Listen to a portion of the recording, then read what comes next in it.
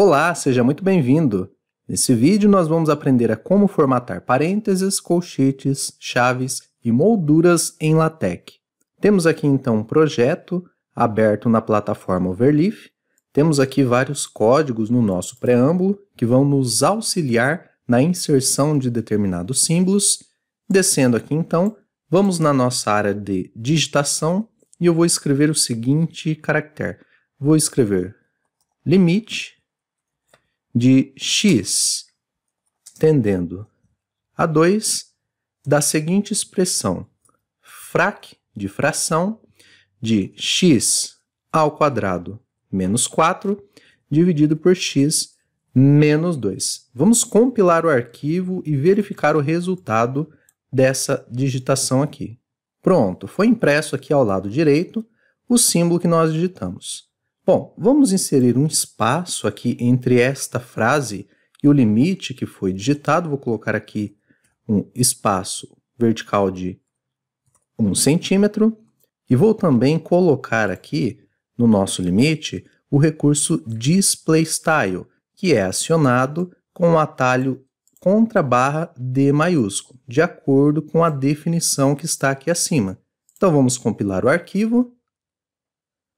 Pronto. Temos um limite digitado com um destaque mais apropriado. Agora vamos inserir parênteses entre esse quociente, entre essa fração que nós temos na nossa expressão. Eu vou colocar então um parênteses ao final da fração e um parênteses ao início da fração. Veja que nós temos os parênteses inseridos, só que o tamanho não é de acordo com o tamanho da fração. Nós temos aqui os parênteses desproporcionais ao tamanho da fração. Podemos aumentar o tamanho dos parênteses usando o seguinte comando: big antes do primeiro parênteses e big antes do segundo parênteses.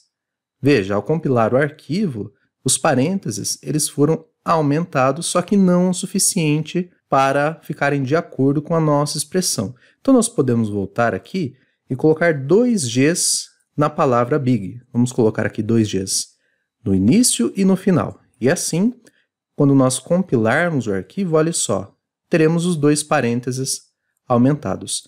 Se fosse necessário aumentar ainda mais estes parênteses, poderíamos escrever aqui big com um B maiúsculo no início da palavra. E assim, nós aumentaríamos um pouco mais os parênteses. Mas, no nível anterior, o big com o B minúsculo já era o suficiente. Então, vamos deixar desse jeito e assim nós temos os parênteses com o tamanho apropriado. Quando nós usamos este recurso para aumentar os parênteses, o código big, nós podemos atribuir um tamanho a um parênteses e atribuir outro tamanho ao segundo parênteses. Como, por exemplo, veja só, eu coloquei o primeiro parênteses em um determinado tamanho e o segundo parênteses em um outro tamanho. Nós podemos, inclusive, colocar colchetes no lugar de parênteses. Basta inserir o mesmo código e no lugar do parênteses nós colocamos o símbolo de colchetes. Olha só, vamos colocar aqui colchetes no início e colchetes no fim. E ao compilar o arquivo, veja, temos o limite com colchetes. Vamos colocar agora 2 colchetes de mesmo tamanho e assim nós temos o nosso símbolo impresso aqui ao lado direito. Quando nós usamos o comando big, nós podemos inclusive alterar a cor de cada um dos colchetes. Por exemplo, eu vou pegar este primeiro colchete aqui e vou colocar a cor dele sendo azul. Pronto. Test color, blue, e aqui entre as outras 2 chaves, o símbolo de colchetes com o tamanho big. Pronto. Tenho aqui apenas um colchete na cor azul. Há uma segunda forma de aumentar o tamanho do colchetes de forma automática. Temos para isso um comando que nos auxilia a ajustar o tamanho de acordo com a nossa expressão. Veja, eu vou apagar aqui o colchetes do lado esquerdo e vou apagar também o colchetes do lado direito. Queremos colocar esta fração aqui entre colchetes, só que sem precisar aumentar os seus tamanhos de forma manual. Nós podemos usar o comando /left e colocar o colchetes na sequência. E ao final, nós devemos colocar /right e o colchetes na sequência. Assim, nós não precisamos especificar o tamanho. De forma automática, ele irá aumentar os símbolos para nós, de forma que fique proporcional à nossa expressão. Esses comandos sempre funcionam em conjunto. O comando left funciona com o comando right. Veja, se nós apagarmos aqui o comando right ao final, temos aqui uma mensagem de erro e não foi atribuída a formatação no colchetes aqui do lado direito. Então, por isso, nós devemos colocar left e right.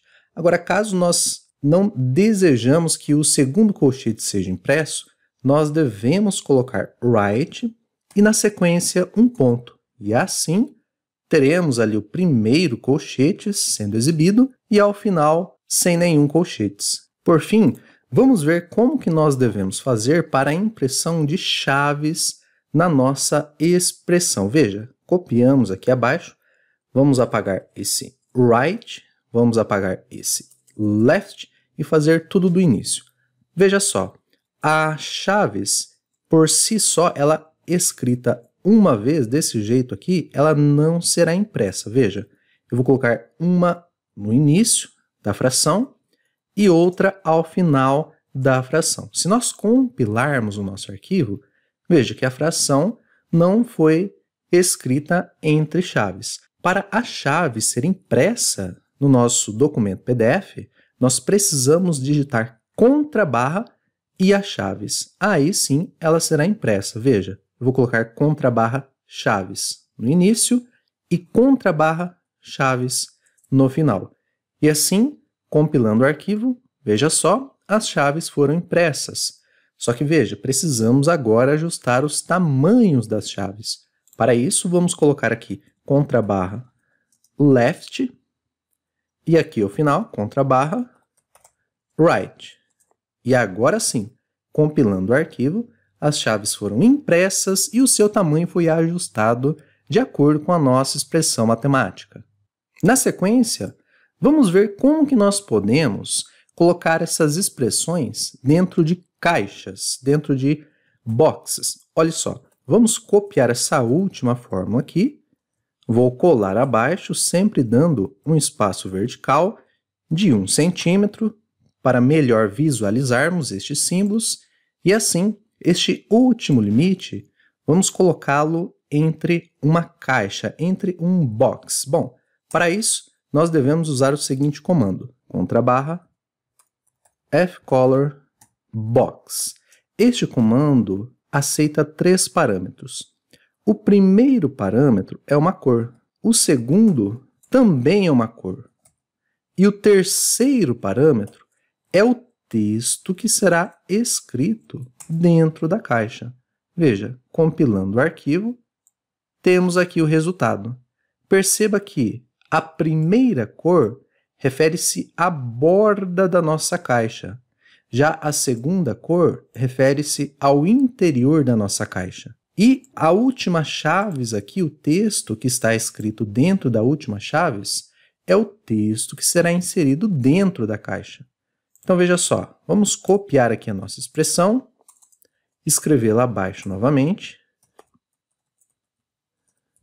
Só que dessa vez, vamos colocar aqui como sendo a primeira cor azul e a segunda cor como sendo branco. Assim, veja só, como resultado temos o texto escrito dentro de uma caixa branca com bordas azuis. E assim, para nós colocarmos ele dentro de uma caixa com bordas pretas, simplesmente nós podemos colocar aqui uma caixa com bordas pretas e o seu fundo branco, ou seja, o texto será escrito dentro de uma caixa com bordas pretas e o fundo branco. Bom, por enquanto é só e eu te encontro no nosso próximo vídeo. Um grande abraço e até a próxima!